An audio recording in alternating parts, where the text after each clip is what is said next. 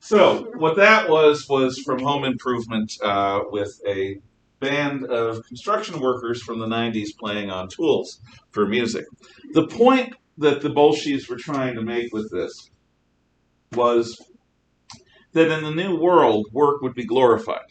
And in the new world, there would be new art and music uh, based in the world of work and the lives of the workers. So that is sort of a modern example of that. Anyway, the purpose of all of this, as you should recall, is to build a new Soviet man. Now, that means in thought, word, and deed, building a new human nature, a different kind of person. And one way that you do that is you appeal to people. So you've got these posters from the Russian Civil War, proletarian to fight, proletarian actually to horse is one big one because the Russian Civil War was fought with horsemen. But here's another one about the enemies of the revolution. You've got the imperialists on the one side, the Germans, see, Kaiser Bill's big spiky mustache. And then you've got the capitalists on the other side, the British and the Americans. And they're both two sides of the same coin. They want to exploit the workers and have them die in these ridiculous trench attacks. So, in any event, we'll come back to this a little bit later. The Bolsheviks inspire a lot of artists to come join them, a lot of writers. There is the American journalist Jack Reed, who writes a book called 10 Days That Shook the World about the Bolshevik Revolution. Jack Reed eventually ends up becoming the leader of one of America's three competing communist parties, and he goes to Moscow to represent them and ends up dying on the red side in the Russian Civil War. He is the only American to be buried in the Kremlin. I think it's in the Kremlin. Yeah, it's in the Kremlin. As a hero to and within the Soviet Union. So, whether or not there was ever any intention by a man as hard-headedly pragmatic as Vladimir Ilyich Lenin to build this new art and this new world around this new art is unclear because they were fighting for their lives or fighting to take the lives of others. The Russians did not roll over to communism without a fight. Yep, the Bolsheviks were able to take over Leningrad and, well, St. Petersburg, Petrograd, and Moscow fairly quickly and bloodlessly.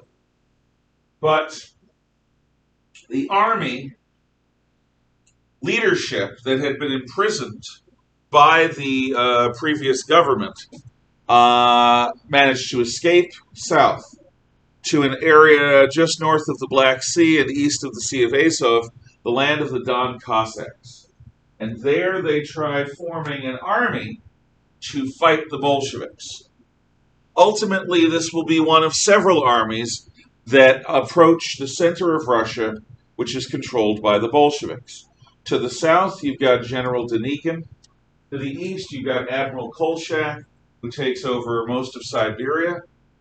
To the west, you've got the Poles, and you've got General Yudenich in the Baltic, and you've even got a British-backed Russian group in Archangel, which is in the north of Russia, on their built around their port city of Archangel, right up here. And the purpose of all of these armies is to go to the center of Russia and get rid of the Bolsheviks. And the war is going to take several years. Well, the Bolsheviks do have a couple of advantages and several disadvantages. On the advantage side, the Bolsheviks control the center of the country. With railroads built the way they were by the Russian Tsar, that means they control the nexuses of various rail networks. This allows the Bolsheviks to shift their manpower quickly, to move resources where they're needed, and so forth. It also means that the Bolsheviks are in charge of the industrial regions, which allow them to produce more weapons and ammunition than their enemies. On the other hand, they don't have major food-producing regions under their control. And this means that hunger and rationing to fight hunger are going to be ever-present parts of life in Bolshevik Russia.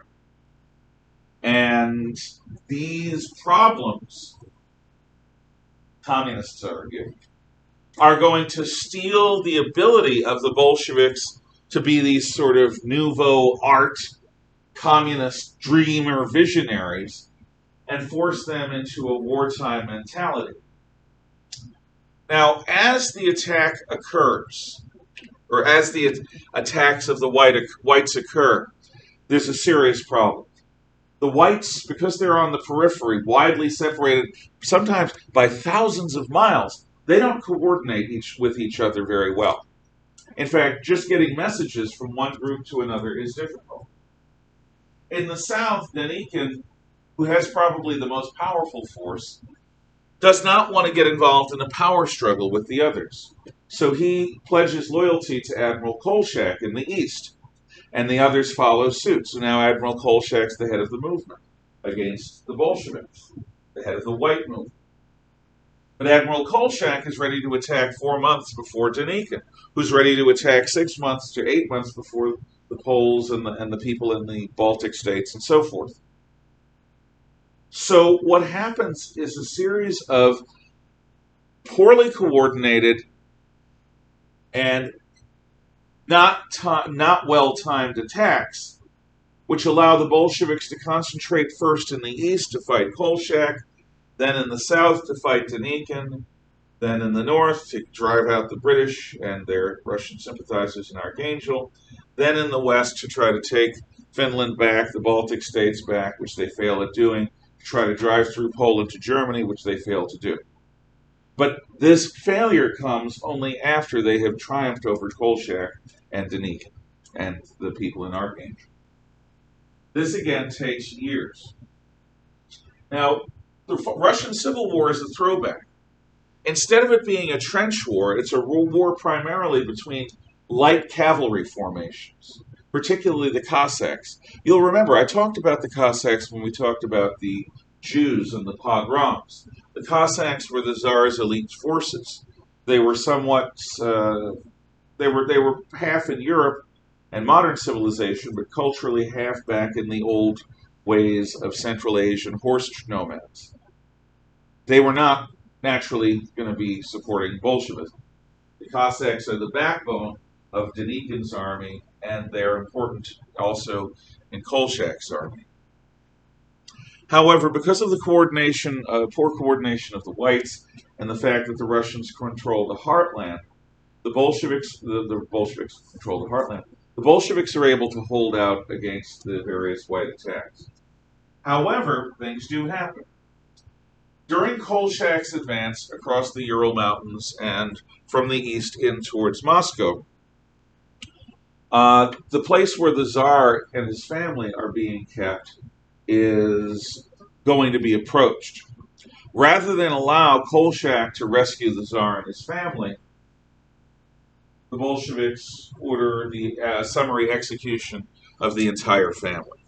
So they're, as I've told you, brought to the basement and killed. What Lenin does during this period is he establishes an economic and political system known as war communism. And what war communism is absolute central direction.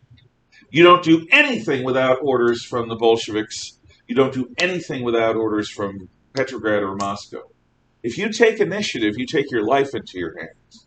All food is to be regulated. All housing is to be redistributed.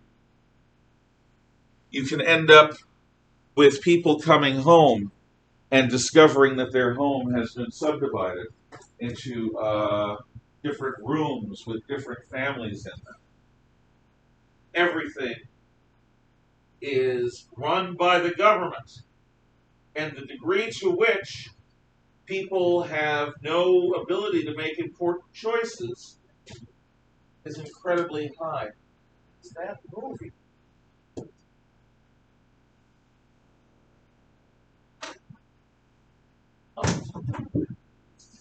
Maybe gravity. One more moment. Look for it. Don't think it's there.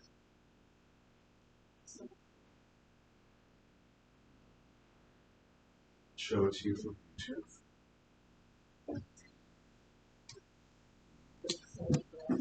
The next will be from Dr. Zhivago.